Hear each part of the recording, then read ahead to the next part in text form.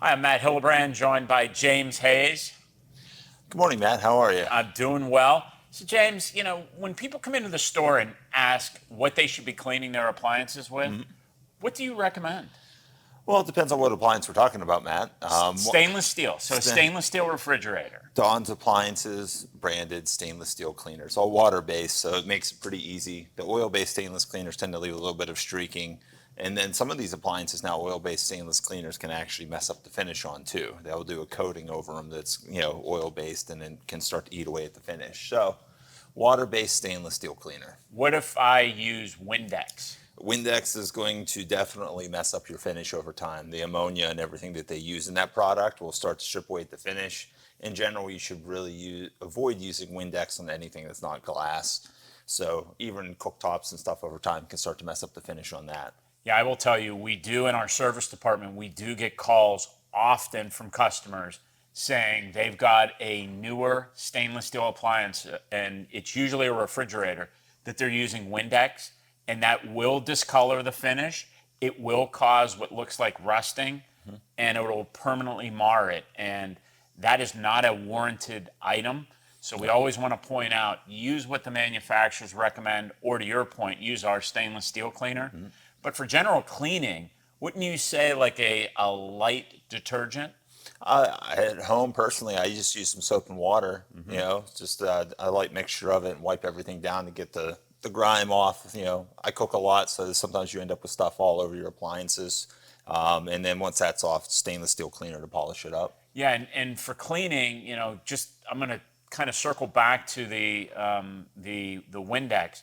Those type cleaners can cause marring on the finish, but a lot of times it looks like rust. Yeah, no, I've had some customers that have had rust pop up on a refrigerator, and that's usually the first thing I ask them is, what have you been using to clean it? Like some sort of bleach-based cleaner or anything with ammonia or any type of harsh chemicals in it is a no-go.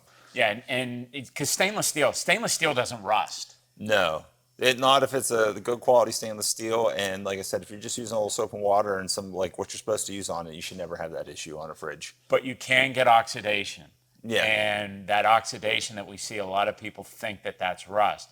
Now, in some instances, you can eliminate oxidation with like Barkeeper's Friend, or there's a cleaner out there that's out of Europe called Sidol, which we used to use often.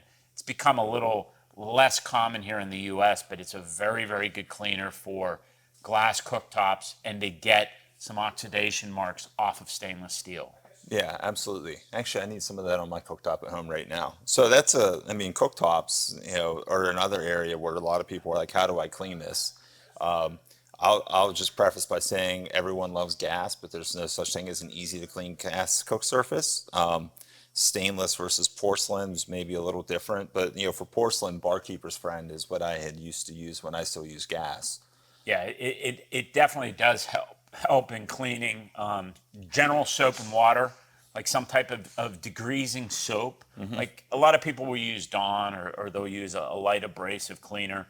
Now I will say on some of the faucets and some of the custom finishes that we tend to spec out in some of our kitchens, you have to watch because you will damage a faucet's finish if you use a harsh chemical. 100%. And then even there's a lot of brass going in, not even just in faucets, but refrigeration and hoods.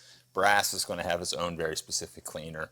I think Brasso is one that's a good one to use. You definitely don't want to use anything on brass that they don't recommend through the manufacturer. Yeah, it will dull the finish. It will destroy the finish. So you really need to follow the manufacturer's recommendation for cleaning. But also, I mean, let's go to the inside, let's say, on some of our ovens, What do you use to clean the inside, or do you just put it on self-cleaning? So I typically recommend not using self-cleaning on a lot of these products, at least not the traditional like pyrolytic, which is going to be your high temperature option. That is a really good way to wreck your oven. So, and I mean that in all the electronics, it can destroy your control board, which is no good, but it can even ruin your internal lining on your oven. a lot of these ceramics, once they get that hot, can crack or do other things. So it's a good idea not to do that. And a lot of brands are actually switching away from that. You'll notice a lot of the new ranges coming out do not have that as an option, and they're moving to something called a steam clean. That tends to work a little bit better, and that's a really simple process. You add maybe 8 ounces of water into the unit, low temperature. Even if your unit does not offer steam clean, you can do something similar to that with a sheet tray and some water, and like set to 250 degrees for about 40 minutes, and then wipe it out. Now, if I have an older oven that doesn't have the steam clean option, a lot of times what I would recommend when I was on our sales floor is I would tell people to get some white vinegar, put it in a oven safe bowl or like a a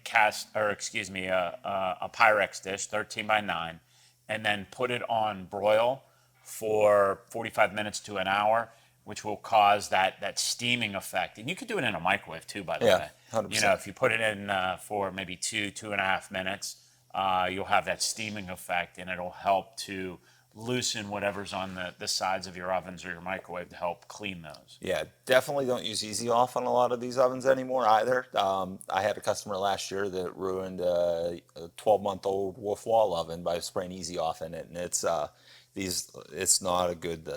That's not a good feeling to wreck a $10,000 oven that's only a year old. So, in general, soap and water, vinegar, and just get in there and scrub it. So mild items, mild soaps, and natural type white vinegar, to your point, are always better. You don't really want to put white vinegar, though, in your stainless steel. No, because it is corrosive at the end of the day, and you don't want to go ahead and do anything that's going to mess up your finish on that. Correct. So soap and water, Yep. stainless cleaner. Yep, our water-based Don's Appliance stainless steel cleaner, which I'm going to do a selfless plug here. Go to donsappliances.com or go to any of our Pittsburgh, Erie, or Morgantown locations. We always have our stainless steel cleaner in stock, and it works really, really well. It lasts a long time. It's not something you have to use every day. No. The finish does stay on it for an extended period of time, maybe a week or two. So it's not something that's done all the time. No, I have a can that's about 8 months old that is still up and going right now, so it lasts a while. Yeah, and also, let's just real quick on washing machines. What's the best way to clean a washer? Well, there's going to be a tub clean cycle on 98% of the washers out there today. And you can use a Fresh, which is Whirlpool's branded cleaners. They make a little something for everything, but that works really well. Excelsior cleaner, Excelsior, which we offer. Yeah, and then even sometimes I use some vinegar and water sometimes through mine, and that helps. So especially on front load units, it's really, really important because you can get detergent and stuff built up around the outside of the drum. And a lot of times, if someone's complaining about mold, mildew, smells, it's probably because it hasn't been taken care of properly. So little things: wipe out your ring, leave the door cracked, and run that tub clean cycle can help prevent that. Yeah, and we do have some information at our website, donsappliances.com, our YouTube channel. And James, as always, thank you for the insight. Great seeing you. Hey, thanks for having me, Matt.